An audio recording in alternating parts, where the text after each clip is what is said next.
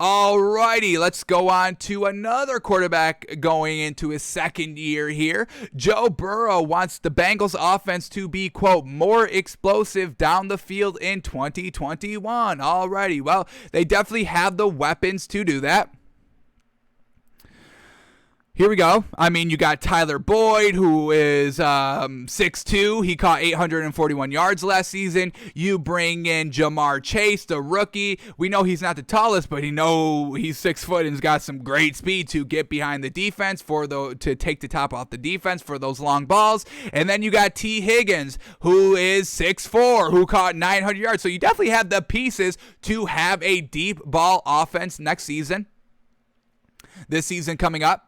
So let's see what this article is all about here for Joey B coming off the injury, going into his second year, wanting to be better on the deep ball. So discussing his return to action with Albert Breer of Sports Illustrated, Burrow said one area he needs to improve in year 2 is his deep ball accuracy to create more explosive plays. Quote, there was some good and some bad from 2020. I like to be more explosive, and I think I was really good in quick game situations. On fourth down, we were really good. Empty, we were really good. But we need to be more explosive with play action passes. All of our downfield passing games needs to improve. All right, and get ready for this, because this is exactly what he means by being better at the downfield throwing. So here we go. Burrow completed just 9 of 46 pass attempts of 20-plus air yards in 2020 for 293 yards and 1 touchdown. That is not good. 9 of 46 on balls more than 20 yards in the air. Ooh, it's 19.6 completion percentage, folks. That's absolutely atrocious. So absolutely, he definitely needs to be better on the deep ball. This is something that we definitely need to track. He's got the weapons to do so, but we need him to get better. And we know we give rookies. I mean, Justin Herbert just had an outlier year of how great he was.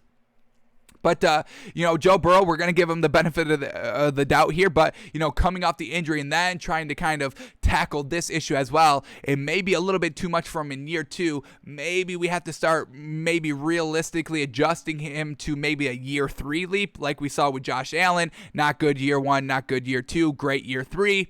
Daniel Jones, not really that great year 1, really took that step year 2, but really we're looking for a breakout season year 3. So maybe we have to start tempering our expectations on Joe Burrow just a little bit here, that he's really not going to make that next leap year 2. It's realistically looking at year 3. Because, to come off this injury and then try to do better than 19.6% completion percentage on 20-yard throws, it's a hard feat to overcome all this kind of coming together. So, another quote here, I just wasn't accurate as I was the year before at LSU down the field. Well, of course, college defenses don't play defense. So, once again, we see all this hate for Tua, but his accuracy was absolutely fantastic. It was just the wide receivers that were the knock and the play calling that was the knock. Joey B is out here throwing 9 of 46 on 20-plus air yards, and, everybody's still praising him as, better than Tua and still going to have a better year. So, that's all relaxed. I don't understand where all this Tua slander is coming from. And I don't like it, and I don't respect it, and I do not agree with any of it. But, we get stats here of Joey B absolutely trash downfield, and everyone's like, yeah, this man's going to be fantastic and fine. Is the next Tom Brady. Let's relax a little bit on all this, folks. So I just wasn't accurate as I was the year before at LSU. How funny is that to say? Of course, folks, we saw what Mac Jones was at Alabama. Everybody was wide open. So he's not going to be good in this league, Mac Jones. So real funny quote here. I just wasn't accurate as I was the year before at LSU down the field. How funny to say. And that was, and quote, and that was frustrating to me because I've always been a good down the field thrower. Yes, in college, the NFL is the next step. Does he not realize? Your competition is getting harder. You're facing grown men and not garbage defenses that maybe have one good player on their entire 175 roster that they can have. Nobody can have their number to themselves because there's so many players on the team that people are sharing numbers. So Joe Burrow, you were really frustrated because you didn't think you were going to come in year one and be great throwing the ball down the field. It's tighter windows, it's tighter coverage, it's better defenders out there. Not everything is 20 to 15 yards wide open down the field. So I don't like this quote from this man. It was just kind of what his thinking was coming into the season. I'm all for, buying into yourself and thinking what you can do, but this quote of, saying that it was frustrating because you couldn't replicate what you did at LSU year one in the NFL, I don't know about that.